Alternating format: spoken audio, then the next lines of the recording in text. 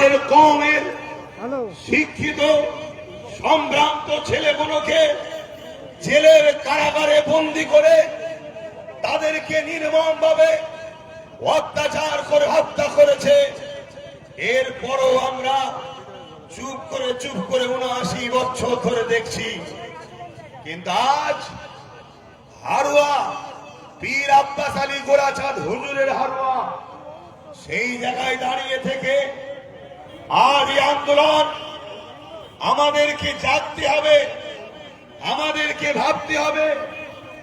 আজকে কখনো কখনো আমার শরীয়তের উপরে আঘাত দেওয়া হয়েছে, কখনো আমার বোরখা ধরে টানা হয়েছে, আমার বোনেরা হেজাব পরার জন্য কিছু মানবরূপী পশু তাদের উপরে ঝাঁপিয়ে পড়েছে, হেউ হেউ করে চিৎকার দিয়েছে। এইভাবে একটার পর একটা বাড়তে বাড়তে গত কয়েক মাস আগে উত্তরপ্রদেশে কানপুরেতে আইলা মুহাম্মদ সাল্লাল্লাহু আলাইহি ওয়াসাল্লাম আমার এক ভাই ব্যানারে লিখেছে যে আমি মুহাম্মদ রাসূলকে ভালোবাসি। এই কথাটা বলার দরুন তার উপরে কেস হয়েছে। সেই ভাইয়ের পক্ষে ওই এলাকার নবী প্রেমিকরা দাঁড়ানোর জন্য তাদেরকে মেরেছে, জুলুম করেছে, অত্যাচার করেছে। আমি এখান থেকে দাঁড়িয়ে আপনাদেরকে ভাবাবো, আপনাদেরকে ভাবতে বলবো যে আজ পরিস্থিতি কোথায় যাচ্ছে। ছিল চাকরিতে, ছিল জমি জায়গাতে, ছিল পড়াশোনাতে, ছিল আমার রুজি রুটিতে, এতদিন এর উপরে হামলা হচ্ছিল। এবারে আমার ইমানে হামলা হচ্ছে।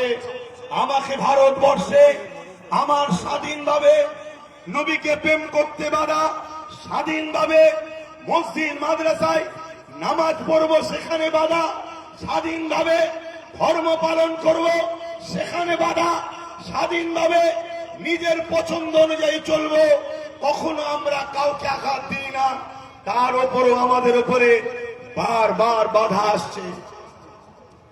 আজ পুরো পৃথিবী যদি আইলা মুহাম্মদ সাল্লাল্লাহু আলাইহি ওয়াসাল্লাম বলাতে বাধা দেয়, আমরা একবার নয় জেলের মধ্যে গেলে এত ওর ভেতরে আইলা মুহাম্মদ রাসূল বলবো, যতগুলো জেলার আছে সবকটাকে মুহাম্মদ রাসূলের দিবানা বানিয়েই আমরা জেল থেকে বেরোবো। ঠিক না বেঠে?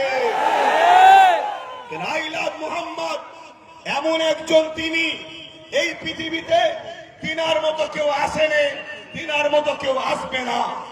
প্রত্যেকটা ধর্মের মহামনীষীরা তারা স্বীকার করেছে মুহাম্মদ রাসূল সর্বকালে সর্বশ্রেষ্ঠ মহানায়ক।